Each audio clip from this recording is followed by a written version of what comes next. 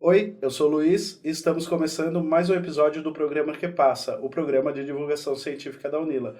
Estou aqui com meus amigos Jackson e Roberta e hoje vamos conversar com o professor Michel Garey sobre ecologia, anfíbios e répteis. Professor, se apresente para a gente, por favor. Bom, primeiramente, obrigado pelo convite, né? Meu nome é Michel Varajão Garey, sou docente da Unila desde 2013, sou biólogo de formação, né? Me graduei na Universidade Federal de Alfenas, em Minas Gerais, fiz mestrado em Ecologia e Conservação na UFPR, em Curitiba, e doutorado no Programa de Biologia Animal da Unesp de São José do Rio Preto, no interior de São Paulo, onde também fiz um pós-doc antes de ingressar aqui na Unila, né? Desde o começo da minha carreira, da minha trajetória acadêmica, né, sempre busquei trabalhar com ecologia e a parte de conservação, focando principalmente aí em anfíbios, né, mas também realizando alguns trabalhos com répteis. A sua área de estudo é a ecologia de comunidades, né? O que seria a ecologia de comunidades, professor? Você pode explicar para a gente? Sim.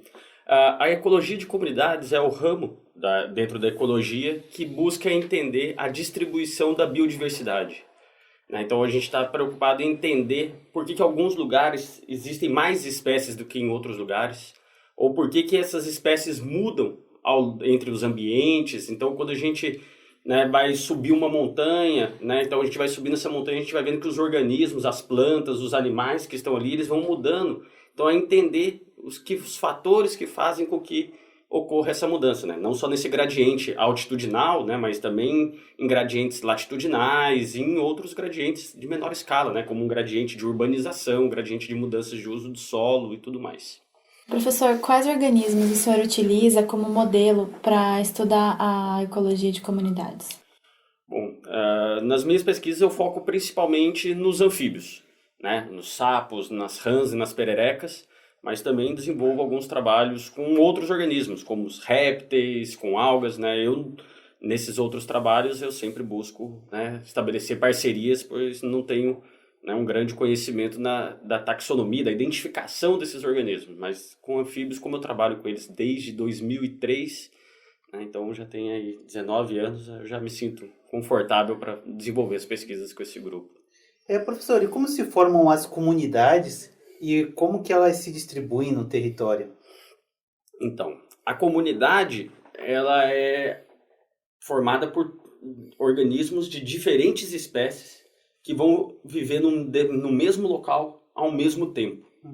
Como, por exemplo, os peixes que vivem dentro de uma lagoa, né, os peixes que vivem dentro do reservatório da Itaipu, né, os anfíbios que vivem numa lagoa, as aves do Parque Nacional do Iguaçu. Então, esse diferente conjuntos de espécies que vão viver, né, no mesmo local ao mesmo tempo, né? Então, isso para a gente é um recorte importante, porque quando a gente fala disso, a gente está ignorando o que já morreu. Então, a gente não considera os fósseis, por exemplo, na minha linha de pesquisa, eu não considero os organismos que já existiram, né? E também a gente precisa de uma delimitação diária, né? Então, a gente precisa definir bem, dentro dessas pesquisas, o que é o local, que é esse local onde essas espécies vão coexistir. E isso pode ser desde uma parcela de 10 centímetros por 10 centímetros para estudar micro-organismos de solo, até uma área do tamanho do Parque Nacional do Iguaçu, quando eu estou interessado em todas as espécies, por exemplo, de aves que habitam aquele local.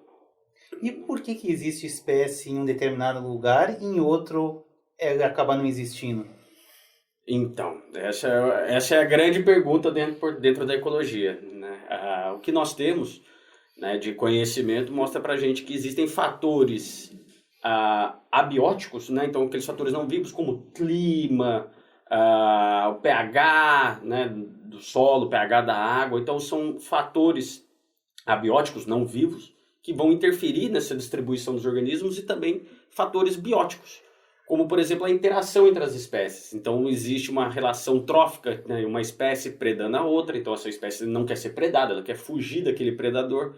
Então, ela vai escolher lugares onde ela se sinta mais segura, onde ela tem abrigo, onde ela tem uma menor pressão de predação, interações de competição, parasitismo. Então, a distribuição das espécies está muito relacionado com esses fatores bióticos e abióticos, que a gente chama né, de nicho, né? Então, dos recursos que essa espécie precisa para sobreviver, então do que ela se alimenta, tudo aquilo que ela consome e usa para sobreviver, e também das condições ambientais, né? Aí o melhor exemplo para a gente é o clima, né? Então, uma espécie, ela pode não existir num local porque, apesar de ter a comida, né? Apesar de ter o que ela consome, né? Apesar de ter água, de ter abrigo, às vezes aquela espécie não ocorre naquele lugar porque tem uma grande pressão de predação, né? Ou que tem um competidor. Então, essas interações, né, vão influenciar aí na distribuição dos organismos,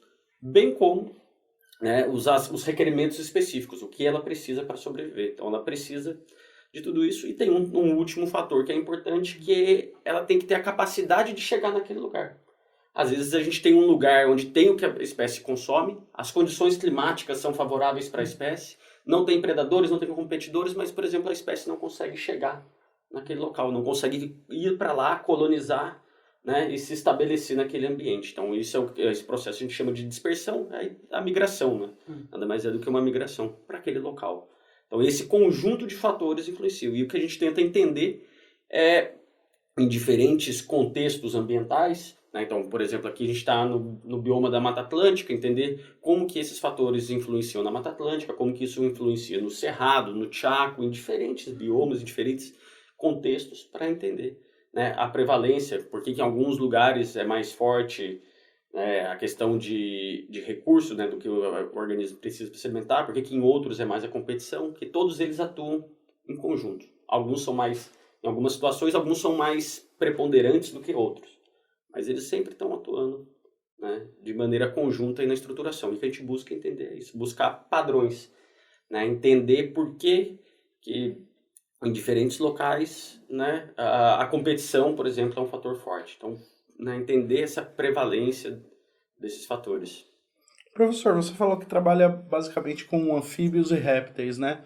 Por que essa predileção por esses animais tão... Eles sofrem preconceitos, né? Todo mundo gosta do Sim. coelhinho, da capivara, mas os anfíbios e répteis têm uma má fama. Por que você teve essa predileção por esses animais? Olha, desde criança eu sempre gostei de bicho, né? Eu era daqueles que pegava bicho na rua e levava para dentro de casa, não importava o bicho. Era besouro, uma aranha, meu pai ficava doido, mas eu sempre gostei muito e eu entrei na graduação querendo trabalhar com tubarão e golfinho. Mas eu passei em Minas Gerais, falei, pô, o mar tá longe, né? Eu sei que hoje em dia isso não é um obstáculo, tenho amigos que formaram comigo, que trabalham, né, na área, e meus veteranos que trabalham na área de biologia marinha, mas eu entrei com essa ideia e durante o meu primeiro ano de graduação eu fui fazer um curso, né, num evento que eu participei em Ouro Preto e eu tive a experiência com esse grupo, né? Então eu participei de um mini curso e lá eu tive meu primeiro contato com esses organismos e já tinha visto, né, mas assim, meu primeiro contato dentro da academia, dentro da graduação, e eu me apaixonei, eu achei maravilhoso, né, tudo isso, e desde então eu fui para, né, esses bichos. Eu sempre achei muito bonito, né, então apesar da maior parte das pessoas terem fobia, achar, né, ter nojo, né, asco, qualquer coisa do tipo, eu sempre achei muito bonito, sempre gostei, sempre achei bacana. E aí, sair para coletar esses bichos, a minha parte da minha pesquisa é feita à noite, porque esses bichos estão ativos à noite. Então, ir à noite para campo, para mim, foi muito gostoso, né? Porque durante o dia tem muito estímulo, né? E aí, à noite, só tem o feixe de luz da lanterna, então se concentra, você acaba enxergando mais coisas, você acaba reparando mais no ambiente. Então, isso para mim me cativou. E ver esses bichos, né? O comportamento, né? Porque a gente conhece, hoje a gente já conhece bastante coisa deles, mas assim, ver o comportamento, ver as espécies interagindo e tudo ali na natureza à noite, né, isso me cativou bastante, né? E é um grupo, como, né, você disse, que é um grupo que não é bem quisto muitas vezes pelas pessoas, né? E eu trabalho justamente tentando mostrar isso, né? O lado belo desses animais. Além de serem fascinantes, né? Eles têm uma importância para o ecossistema, né? Qual que é a importância dos anfíbios, dos répteis para o ecossistema? Então, eles têm uma grande importância nos ecossistemas. Os anfíbios, por exemplo, eles são espécies que eles estão no meio da cadeia trófica. Então, eles não são organismos fotossintetizantes, como as plantas, que, né, Mas eles também não são predadores de topo, eles estão no meio da teia trófica, então eles são carnívoros, né? E eles estão ali fazendo o controle de algumas populações, muitas dessas populações são herbívoros, então ele acaba fazendo um controle, então ele tem um papel importante nesse fluxo de energia, então quando a energia vai passando entre os níveis tróficos, ele tem um papel importante também do que a gente chama de bioturbação, que é a movimentação do sedimento, do fundo do corpo d'água. Então, os girinos, né, assim como os peixes, eles nadam, eles mexem aquele substrato, isso é, né, de uma maneira simples, o que seria o processo de bioturbação, isso é importante para tirar aquele nutriente que está ali sedimentado e colocar ele na coluna d'água disponível para outros organismos e tudo mais. Eles também são importantes no controle de pragas e vetores, né, os anfíbios. Então, os girinos, que é a larva dos anfíbios, eles consomem, tem trabalhos mostrando que eles consomem ovos de pernilongos, como por exemplo do Aedes aegypti, né? Então eles podem atuar no controle de vetores de doenças e também atuam no controle de pragas agrícolas, porque eles consomem grilo, gafanhoto, besouro, formiga, cupim. Então muitos desses organismos são tidos como pragas em algumas atividades agrícolas, então a presença deles ali ajuda, né, ao eles consumirem, né, comerem esses organismos, acaba diminuindo essas populações, né, então diminuindo o impacto que esses organismos teriam sobre as plantações. E tem uma única espécie de anfíbio que a gente conhece, que ocorre aqui no Brasil, na Restinga, no Rio de Janeiro, numa área de Restinga, que também dispersa a semente. É a única espécie de anfíbios que a gente tem registro até hoje que também consome matéria de origem vegetal, e aí ela também atua nesse processo de dispersão dessa espécie. Já os répteis, eles têm esses mesmos, né, essa mesma importância, algumas espécies são de topo de cadeia, né, então elas ajudam a manter todo um equilíbrio dentro do processo, dentro de um ecossistema, e algumas espécies de répteis fazem polinização, então polinizam plantas, né? Então tem lá, ela leva o pólen de uma flor para outra, acaba polinizando, né? Fazendo esse papel, né? Favorecendo a reprodução das plantas, dispersam sementes e fazem controles de vetores também, né? Por exemplo, as serpentes da família Viperidae, que é jararaca, cascavel, né? Urutu, esses organismos eles consomem ratos, roedores, né? Majoritariamente eles consomem roedores, então eles acabam controlando muitas vezes essas populações de roedores que estão associados aí com algumas doenças como leptospirose. Professor, no começo da sua fala você usou um termo teia artrófica. Teia. O que vem a ser a teia artrófica? Porque eu não conhecia esse termo. A teia trófica é uma forma que a gente tem para enxergar as relações de consumo entre os organismos. Então, imagina que nós temos uma espécie de planta, e essa planta é consumida por um gafanhoto. Então, aí é uma planta, né, com uma setinha ligando a um gafanhoto. Essa seta indicando para a gente o fluxo de energia. Então, a energia que a planta obteve fazendo fotossíntese vai para o gafanhoto quando ele come a folha. O gafanhoto, ele é alimento do sapo. Então, o sapo, a setinha do gafanhoto indo para o sapo. Então, o sapo, essa energia que o gafanhoto obteve vindo da planta, agora, quando o sapo consome, vai para o sapo.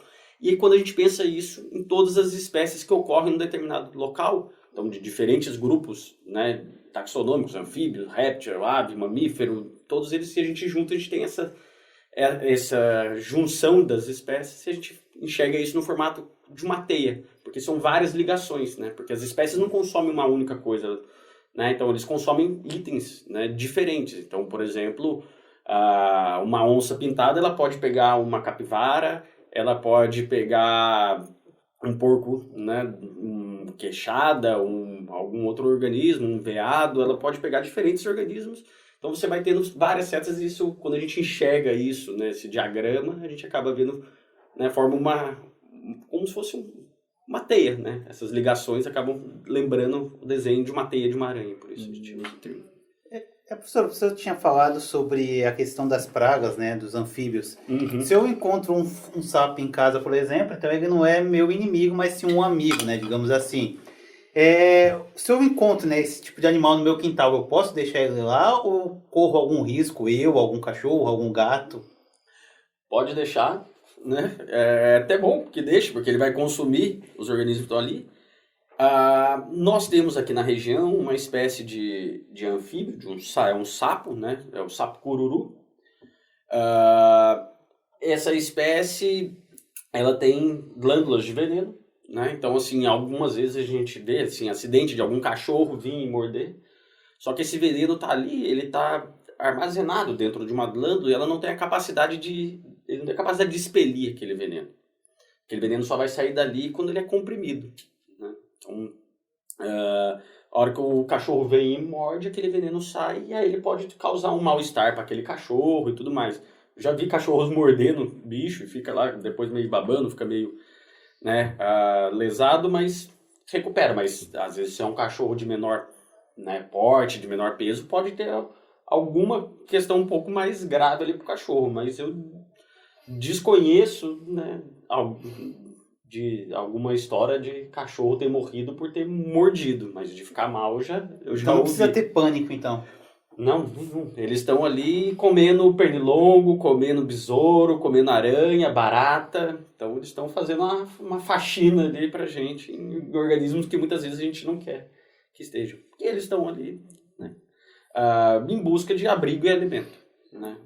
Se a gente não quer esses bichos ali, também tem como a gente, né, cuidar para que eles não cheguem também, né? Só não oferecer abrigo e alimento para eles. Professor, o senhor falou da importância dos anfíbios e dos répteis.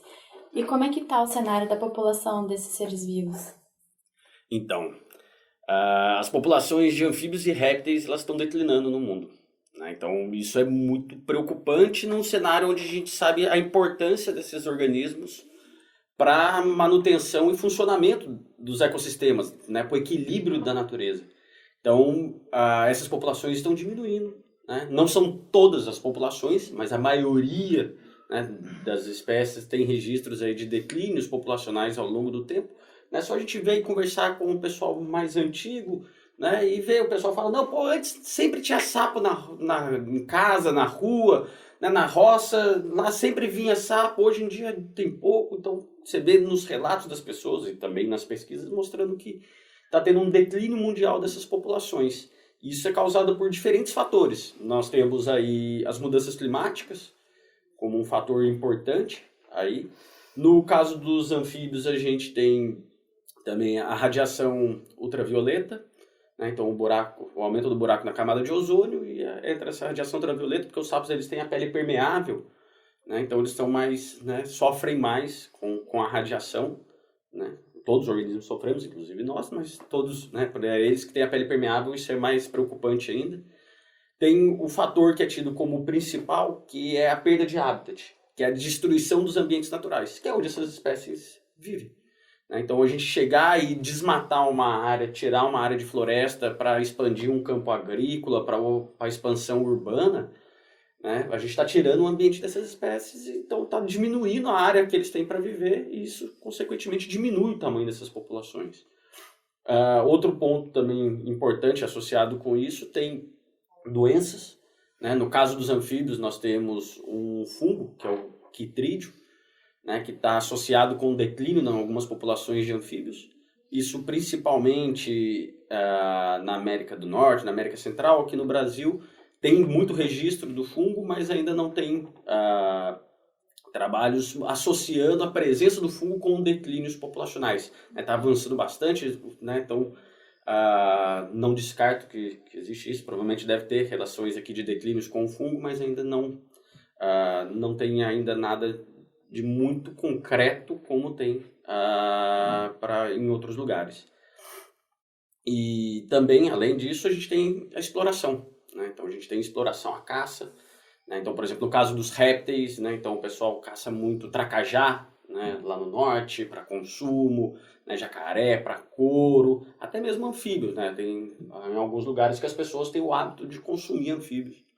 Então, as pessoas vão lá, caçam e isso tem afetado, né? Esses são alguns dos fatores que têm levado essas populações ao declínio. E isso é extremamente preocupante, porque sem essas espécies a gente gera um grande desequilíbrio, porque né? Quem consome o sapo não tem mais o que consumir, então vai faltar alimento para muitas espécies. Essas espécies ou vão morrer ou vão se adaptar a consumir um outro tipo de recurso. Essa adaptação não é rápida, pode não acontecer, né? É bem provável que a maioria das espécies não tenha tempo de fazer essas adaptações e acabam sendo extintas, e isso gera um efeito em cascata, né? Então, esses organismos estarem em declínio, né, pode levar aí a um colapso dos ambientes, né, com o passar do tempo.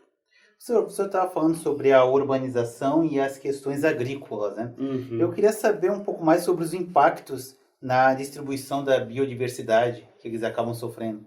Sim. Com essa mudança do uso do solo, né, então de converter paisagens naturais em paisagens alteradas por nós, que a gente chama de paisagens antrópicas, né, então por ações humanas, a gente acaba mudando não só a cara daquele ambiente, né, a paisagem, mas a gente muda o funcionamento, a estrutura. Por exemplo, no avanço da cidade, a gente aumenta a impermeabilização do solo, né? Então a gente acaba isolando manchas de vegetação, né? Então vegetação vai ficar muito restrita, as manchas, a praças, parques urbanos, alguma coisa do tipo. O resto são árvores que estão ali esparsas, que para muitos organismos uma árvore pode ser muita coisa, mas para, né, se a gente pensar num organismo muito pequenininho, uma árvore é um grande ambiente, mas se a gente pensa, por exemplo, num primata, num macaco, uma árvore não é nada, né? Precisa de um grande conjunto de árvores para que aquela espécie possa existir. Então você acaba tendo essa mudança, né, nessa dinâmica. Você tem aporte de matéria orgânica, de esgoto, né, que não é tratado, que é jogado em corpos d'água, em rios e lagos. Isso acaba tendo um impacto para a vida, né, para os organismos que vivem nesses ambientes. Então a gente acaba tendo essas mudanças, né? No caso da agricultura, a gente tem também essas mudanças da paisagem, da estrutura. Tira uma floresta, coloca uma área muitas vezes de monocultura, né, uma área de pastagem, e se acaba simplificando aquele ambiente, que antes era, né, complexo em termos estruturais, ele passa a ser um ambiente mais simples. Isso já desfavorece muitas espécies. Você ainda tem a questão dos agrotóxicos, né, que são, né, é muito preocupante o uso dos agrotóxicos, principalmente para anfíbios. Existem muitos trabalhos mostrando, né, o efeito negativo, deletério dos agrotóxicos nas populações, na sobrevivência dos anfíbios, levando à mortalidade, má formação e tudo mais. Então, esse gradiente, né, essa mudança no uso do solo acaba fazendo um gradiente, desde um ambiente menos alterado, que seria uma área agrícola perto de uma floresta, até uma área muito alterada, que seria uma cidade, né? E aí algumas dessas espécies, as espécies mais sensíveis, vão acabar sendo extintas, não vão conseguir sobreviver mais naquele lugar, mas algumas espécies vão se beneficiar, né? Então assim, não é tudo isso aconteceu, isso é negativo para todo mundo, não, né? Então a gente tem aí as espécies, a maioria delas na nossa região, com o desmatamento, elas são negativamente afetadas, mas algumas espécies se beneficiam disso. É só a gente ver que com o avanço da urbanização, algumas espécies começam a ficar mais comuns, né, nessas regiões. Muitas vezes essas espécies são exóticas, mas tem espécies nativas. Então, por exemplo, a gente vê dentro de áreas urbanas, a gente vê bastante pomba, pardal, que a gente vai para a área rural, a gente não vê tanto. A gente vai para dentro de uma floresta, a gente não vê esses bichos. A gente vai aqui no Parque Nacional do Iguaçu, você não encontra, né, essas espécies. Ou se encontra, é muito pontual o encontro, eles estão ali em baixa densidade. Mas algumas espécies nativas também podem se beneficiar dessas alterações. Então tem os vencedores e tem os perdedores e os ganhadores com essas ações. Mas aqui a maior parte das espécies, né, elas são prejudicadas com isso. Então essa mudança, isso acaba atrapalhando, alterando os padrões de diversidade. Então o que a gente tende a ter é uma diminuição no número de espécies. Então quando a gente olha o Parque Nacional do Iguaçu como uma área de referência para a gente, de um ambiente natural, a gente passando por uma área agrícola e chegando numa área urbana, né, a gente tende a ter aqui o quê? Uma diminuição no número de espécies. No parque a gente tem um maior número de espécies de anfíbios, na área rural um número intermediário, na área urbana menos espécies. E não só diminui, então você não perde somente em quantidade de espécies, mas você perde também, né, tem alterações na identidade. Então as espécies que estão dentro do parque não são as mesmas que vão estar, por exemplo, dentro da área urbana. Então acaba tendo essa mudança na composição. E é isso que as pesquisas que eu tenho desenvolvido aqui principalmente tentam entender. quem que está mudando, como está mudando, por que está mudando. O professor falou da área urbana, existem anfíbios que se adaptaram a essas áreas? Sim, aqui na cidade, inclusive nas áreas urbanas, a gente tem o registro de 16 espécies de anfíbios vivendo na área urbana de Foz. Né? Então, muitas vezes as pessoas não veem porque esses bichos, a gente estuda eles indo à noite para campo. Né? Então, a gente vai à noite para campo para encontrar os adultos. Né? Então, o macho, no período de reprodução, ele vai para a beira do lago e ele começa a cantar para atrair a fêmea para a reprodução. Então, a gente vai nessa época que é mais fácil da gente encontrar porque a gente se guia tanto visual quanto auditivamente para procurar esses organismos. E a gente também coleta as larvas dos anfíbios, mas aí durante o dia, dos girinos. Então, muitas vezes as pessoas não veem que existe toda essa biodiversidade porque durante o dia os sapinhos estão ali, estão todos abrigados, estão escondidos. Mas os girinos estão dentro d'água, mas as pessoas não estão vendo. E durante a noite, as pessoas não têm o hábito de ir para a beira de um lago, na beira de um rio, para procurar esses bichos. Né? Quem vai, quem gosta, por exemplo, pescador, o pessoal está ali vendo, mas aqui a gente tem aqui até que uma boa diversidade de espécies, aí, um número considerável de espécies, né, ocorrendo aqui na área urbana. Na área urbana, aqui nesses córregos, no centro da cidade e tal, nessa região, 16 espécies? Aqui não nos córregos, aqui em ambiente de água parada, poça, lago. Né? Aqui as espécies que a gente conhece para a região, elas não ocorrem, não reproduzem em riacho. Pode até reproduzir, uma ou outra pode reproduzir, né, esporadicamente, utilizar um riacho para reprodução. Porque o problema do riacho é a correnteza. O bicho conseguir se manter. Então ele se reproduz, às vezes o girino não está adaptado, ele vai ser levado pela correnteza. Então a maior parte das espécies que a gente tem aqui, eles se reproduzem em ambientes de água parada. Então, poças, lagos e tudo mais. Então, a gente tem. Então, tem um lago ali no Parque Monjulo, no Parque Remador. Tem poças ali do lado do Jardim Universitário, tem uma matinha ali ao lado, tem uns corpos d'água. Nesses lugares, nessas hortas urbanas que a gente tem aqui, tem algumas propriedades que a gente tem aqui, que o pessoal tem horta, o pessoal faz uns diques ali para acumular água. Nesses ambientes, a gente fazendo as pesquisas nossas aqui na região, a gente chegou a encontrar 16 espécies. Eles conseguem viver em esgoto, não? Não. Por causa... Aí, a questão novamente a questão de poluição, né, que vem aí, que eles não têm a capacidade... Né, tem muita... No esgoto, né, tem muita matéria orgânica e tudo mais, e a pele deles é permeável, eles absorvem tudo isso, então eles acabam não conseguindo. Então, eles precisam de um ambiente... saudável. Não são todas as espécies. Tem espécies que a gente já viu, encontrou no meio de uma poça, no meio de uma plantação de soja com um avião pulverizando. A gente não avaliou, mas certamente teria uma grande concentração de agrotóxico ali e tinha sapo ali. Né? Tinha anfíbio, né, ali, não necessariamente sapo. Mas a gente tinha esses organismos ali. Né? Algumas conseguem, mas é a minoria. A maior parte dessas espécies não conseguem sobreviver. Essa informação me surpreende porque eu estava pesquisando antes do programa e eu vi que, principalmente os anfíbios, os anuros, né, eles são marcadores biológicos, né? Se o bioma tá em desequilíbrio, eles são a primeira espécie a sofrer, né? E aí você está falando que tem sapos que conseguem viver no meio da plantação de soja. Então, isso é uma coisa muito curiosa. Assim, a gente tem... Os anfíbios são considerados, né, como você falou, aí, bioindicadores da qualidade do ambiente. Eles são bioindicadores porque as larvas, né, os girinos, eles vivem no ambiente aquático. E, quando adulto, estão no ambiente terrestre. Então, eles conseguem... Né, eles vão sofrer tanto com a poluição dentro da água, quanto com a poluição no ambiente terrestre, do solo e do ar. Então, eles são muito sensíveis por causa disso, porque eles têm a pele permeável, né? E aí eles estão numa fase da vida em contato com a água. Se aquela água tem contaminantes, esses contaminantes vão estar entrando dentro do organismo, ele vai ter que lidar com isso de alguma maneira. E depois que eles completam a metamorfose e vão sair da água, eles vão estar ali expostos à poluição atmosférica, à poluição do solo. Então, eles acabam, né? Só que isso é para a maioria das espécies, mas não são todas as espécies, né? Então, assim, a maior parte dos anfíbios é muito sensível a isso, mas existem algumas espécies que são mais resistentes. Mas elas são a minoria. Professor, eu queria voltar um pouquinho na nossa conversa, porque você falou que os anuros, né, eles controlam pragas, e é o que a gente mais costuma ver na cidade ali.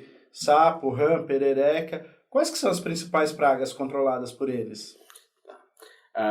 Essa é uma pergunta interessante e acho que uma coisa que é importante ficar claro que assim, essa distinção sapo, rã e perereca ela é uma distinção popular. Ela não se sustenta em termos científicos, vamos dizer assim.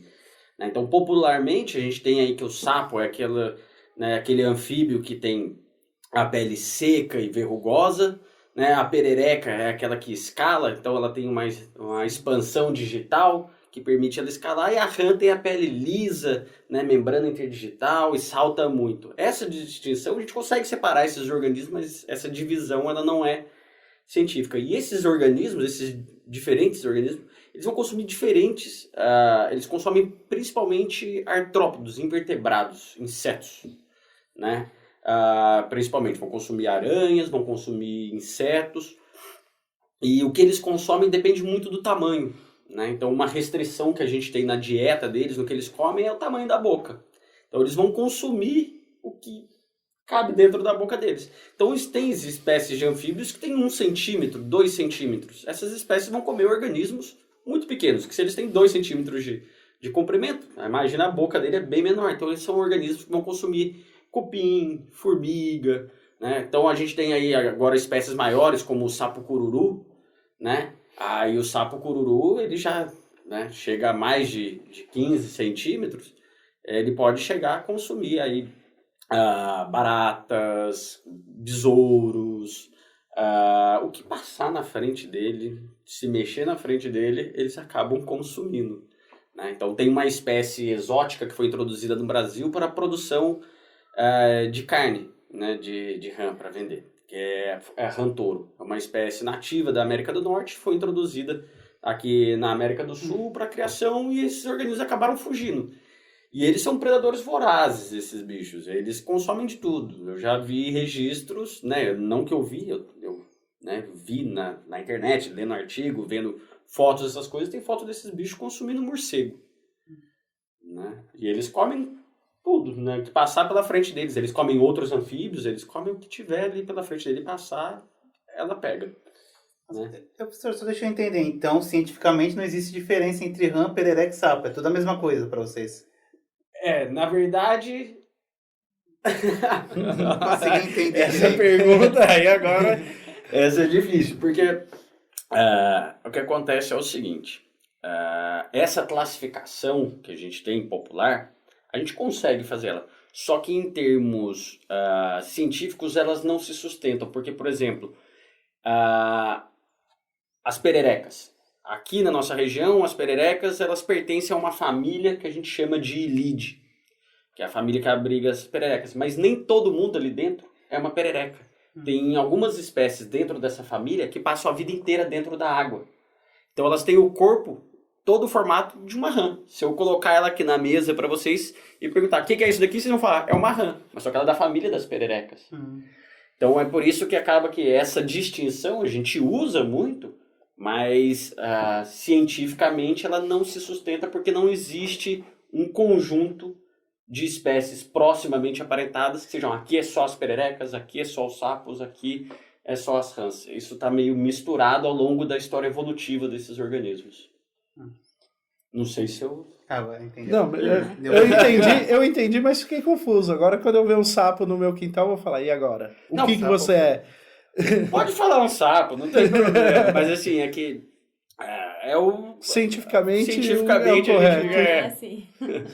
Essa distinção existe, a gente consegue aplicar isso, só que ela só não se sustenta em termos evolutivos aí. E aproveitando que o senhor falou das rãs que eram comestíveis, tem sapo também que o humano consome ou não? Olha, eu só sei de registros de rãs. Só da rã mesmo. De rã. Essa rã touro que foi introduzida. Mas por uma questão do veneno? E acho que também do veneno, né? Tem acho que essa questão, e acho que também a questão da disponibilidade de carne. Porque essas rãs que o pessoal consome são rãs de grande porte e os membros dela, né, os membros anteriores e os posteriores, né, as mãos e as pernas aí, como queiram, elas são muito musculosas. Então, que você não consome essa parte, né, do tronco aqui, né, você acaba consumindo os membros, né? Então, e nessas rãs, elas têm a perna bem, na musculatura bem desenvolvida, então acaba tendo, acho que, uma melhor custo-benefício. Elas são ali. maiores que o cururu? Não. Tem algumas que São são. maiores? Tem algumas que são. Né? O pessoal consome muito rã-pimenta, rã-manteiga, né? Isso são os que são caçados, né, ilegalmente. E essas que são criados aí geralmente é rã-touro. E aquela história de que quanto mais colorido o animal, mais venenoso ele é? Tem alguma verdade científica nisso? Porque eu me lembro de, quando criança, andar por um lago que tinha perto da minha casa e tinha uns sapinhos pequenininhos assim, coloridinhos e tal. E, não chega perto que isso é venenoso e tal. Tem, mas assim, mas temos que ter cuidado de novo. Né? Porque se a gente olha as aves são todas coloridas e tudo mais. Não, a delas é uma outra questão. Elas são coloridas por uma questão de reprodução, de atrair o parceiro para reprodução e tudo mais. No caso dos anfíbios e dos répteis, aí sim, né? Quanto mais colorido um anfíbio, né, mais tende a ser venenoso ele, né? Então, assim, a gente tem essas espécies, né? A gente tem uma família de anfíbios que é Dendrobatidae, que é uma família que se distribui principalmente pela região da Amazônia, que são sapinhos coloridos. Tem sapo ali que é verde, amarelo, azul e vermelho, laranja. Tem cores que são muito chamativas e são cores de advertência. Que ele está passando, a mensagem que ele está passando para os organismos é: não me consome, não mexe comigo, que eu sou extremamente venenoso. Né? Então tem o que é mais venenoso do mundo, que é o Phyllobates terribilis. Ele é amarelão, assim, é um sapo inteiramente amarelo e ele é muito tóxico. Então essas colorações são de advertência. Nos répteis a mesma coisa. Então a gente tem lá né, nem todo mundo. Uma cascavel é muito camuflada, uma jararaca é muito camuflada. Então não necessariamente se é perigoso tem que ser colorido. Não, isso não existe. Então, mas quando são coloridos tende a ser perigoso. Por exemplo, coral. Só que existem aquelas espécies que imitam, né, e não são perigosas, como por exemplo a coral falsa. Existe a coral verdadeira, que ela assim, né, tem veneno, né, é um problema de saúde pública, né, então se a pessoa toma uma picada tem que procurar ajuda, tem que ir para o hospital, tomar soro e tudo mais, não pode ter consequências, pode levar até o óbito, mas existem algumas espécies que imitam, né, tem o mesmo padrão de coloração, mas que não tem veneno nenhum, né, então assim, é muito complicado a questão, acho que a questão é manter a distância e proteger os animais. Tá muito colorido, não é bom chegar tão perto dos anfíbios e dos répteis coloridos. Né? Professor, a gente tem algum anfíbio endêmico da nossa região? Então, endêmico daqui, né, da região de Foz, nós não temos. Tem uma espécie de uma ranzinha que foi descrita recentemente, deve ter sido há uns 3 anos atrás, aqui da província de Misiones, do norte aqui da província de Misiones, aqui na divisa com a gente. Então, essa espécie foi descrita ali para essa região, tem registro dela no Parque Nacional do Iguaçu, do lado argentino, mas a gente ainda não registrou ela para o lado de cá. É bem provável que essa espécie esteja aqui, né, dentro provavelmente do Parque Nacional do Iguaçu, porque as áreas do entorno a gente tem amostrado sistematicamente, até hoje a gente não encontrou uma espécie que aparenta ser típica de mata, né? Então sensíveis a essas mudanças todas que a gente estava conversando. Então essa é uma candidata a ser uma espécie endêmica que a gente tem aqui, mas a gente não tem nenhuma espécie, né, de anfíbio que somente ocorre aqui na região. Esses endemismos eles são muito comuns na Mata Atlântica, mas na região do litoral. Né? Então, na Mata Atlântica, na floresta umbrófila densa, que é a vegetação que a gente tem lá. Aqui é Mata Atlântica também, o mesmo bioma, só que aqui a gente tem uma vegetação diferente. A nossa vegetação aqui é o que a gente chama de floresta estacional semidecidual. É uma vegetação diferente, né? Apesar de ser Mata Atlântica, ela é diferente em termos estruturais e tudo mais do que a gente tem na área mais do litoral, que é a umbrófila densa. E lá na umbrófila densa a gente tem muito endemismo. Né? Existem estimativas aí para anfíbios da Mata Atlântica de, se não estou enganado, de mais de 70% de espécies são endêmicas do bioma. Mas é que assim, o endêmico, ele, né, a sua pergunta foi muito feliz porque você falou da região, porque o endemismo é justamente isso, é a espécie que se ocorre numa determinada região. A gente precisa sempre delimitar essa região. Né? Então, endêmicos da Mata Atlântica, a maior parte das espécies de anfíbios que vivem na Mata Atlântica são endêmicas da Mata Atlântica, ou seja, não ocorre em nenhum outro bioma. Né? Mas endêmicas, por exemplo, aqui do Parque Nacional do Iguaçu, ou do extremo oeste do Paraná, isso a gente não tem nenhum registro. Em todos os biomas tem esses animais, não? Não em todos, né? Não tem, por exemplo, o registro deles, por exemplo, no continente antártico. Mas tem no deserto.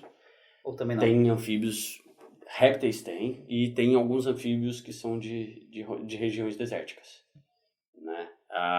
Não sei te dizer se em todos os desertos né, do mundo tem, mas em alguns desertos, em alguns... Então, eles se adaptam até em ambientes secos, então, né? São espécies que passam a vida inteira enterradas. Elas só saem, né, elas só se desenterram quando chove. E não é qualquer chuva. Né? Então elas têm algum mecanismo que a gente desconhece, que eu desconheço e nunca li nada a respeito, mas isso é algum mecanismo que eles percebem o quanto está chovendo, o volume. Né? Então assim, não é choveu, ele vai lá e sai.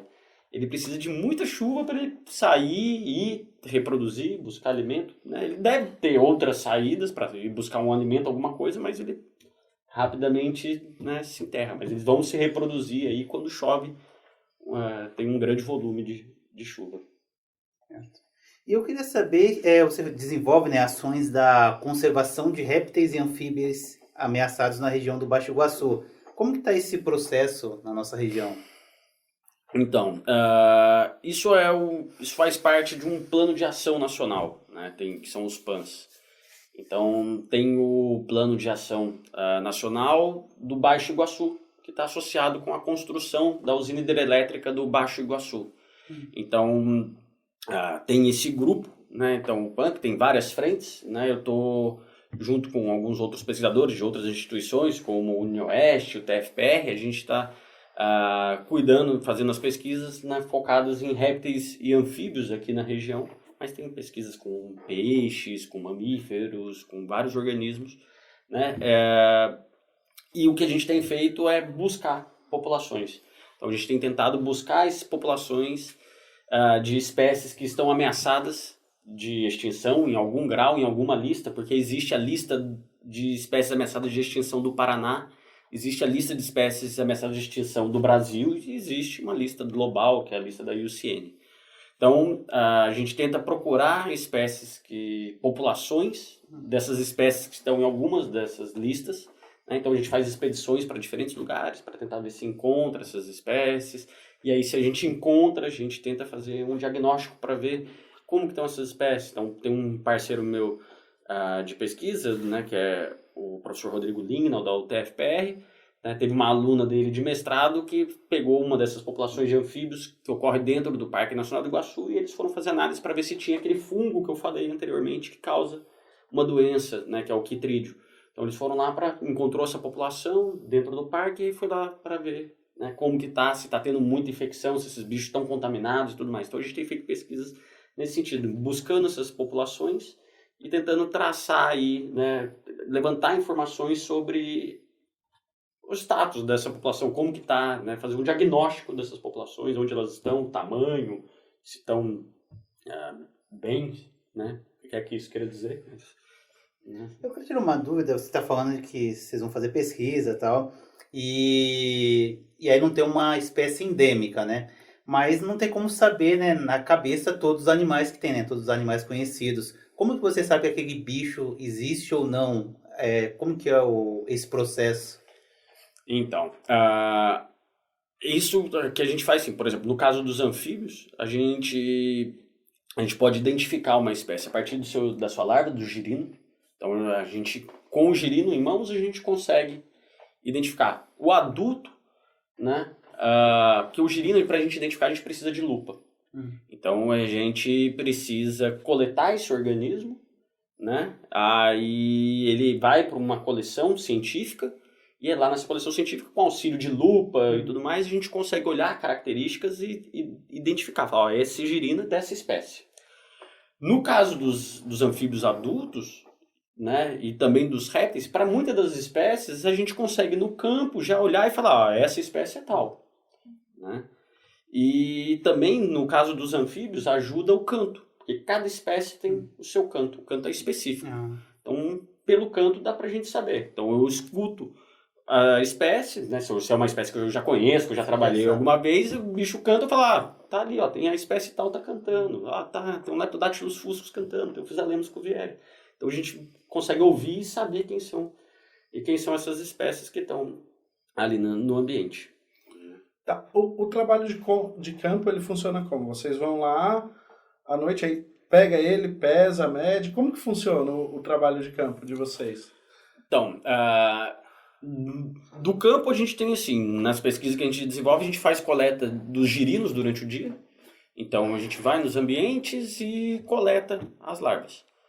E durante a noite a gente vai para campo e procura esses bichos. E a gente grava, né, o canto do bicho, aí a gente observa ele, tira foto, pega, identifica, registra. Se alguma espécie que a gente não sabe quem é ou, né, tá em dúvida por algum motivo e tudo mais, a gente, né, coleta esse organismo, leva ele para uma coleção e tudo mais. Então o nosso trabalho no campo durante o dia a gente fica em corpo d'água batendo peneirando a água, procurando girino. E durante a noite, lanterna na cabeça, gravador na mão, saquinho plástico para condicionar os bichos e andar no mato procurando, né? Geralmente a gente vai em corpo d'água, porque os bichos estão ali se agregando para reprodução, então fica mais fácil, tem maior densidade, mas fica mais fácil da gente encontrar e a gente vai ali e registra quem são as espécies que estão naquele lugar. Então, quantas espécies tinha? Então, a gente chega num lago, a primeira coisa que a gente faz é ouvir. A gente fica todo mundo em silêncio, escutando. Fica ali um tempo, 5, 10 minutos, né?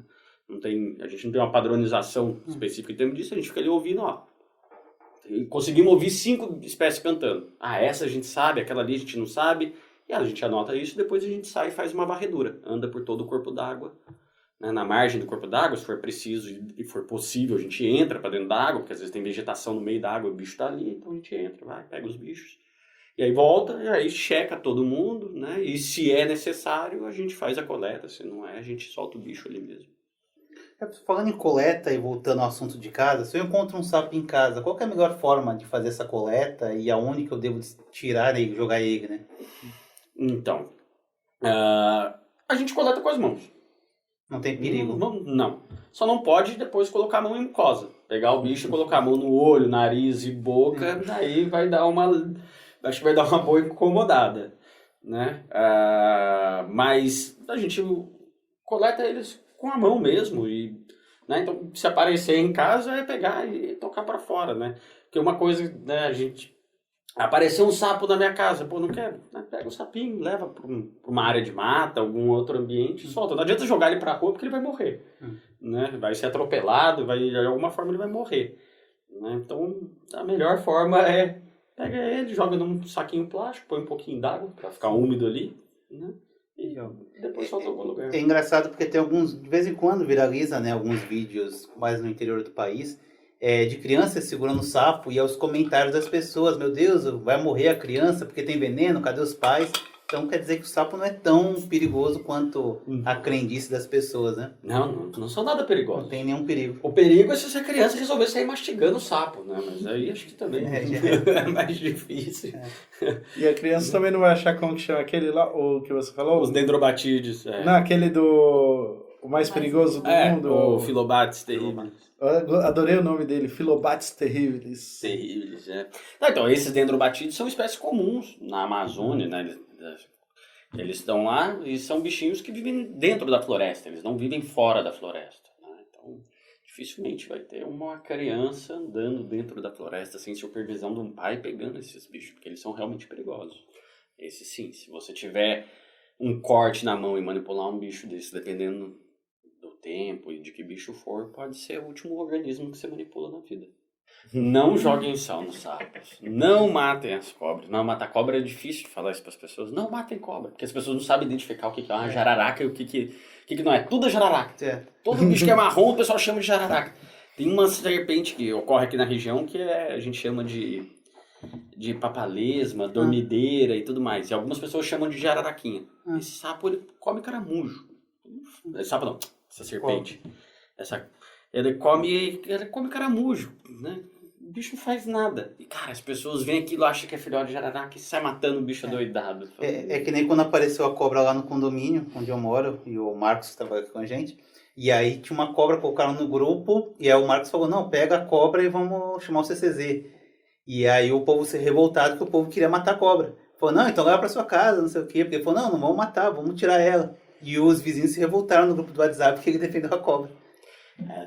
É impressionante como ficou. Aí já foram lá, já cortaram a cobra em várias partes. Nossa. No meu condomínio, eu já avisei todo mundo, falei assim, gente, se alguém encontrar bicho em casa, me chama que eu tiro, não mata. Então vira e mexe, né? Já, tem uma cobra aqui, tem uma aranha, tem passarinho. Aí eu fico fazendo um serviço de resgate de fauna interno ali no condomínio, só não matar mais o pessoal. O pessoal tem muito, né, preconceito, né, assim, com esses bichos.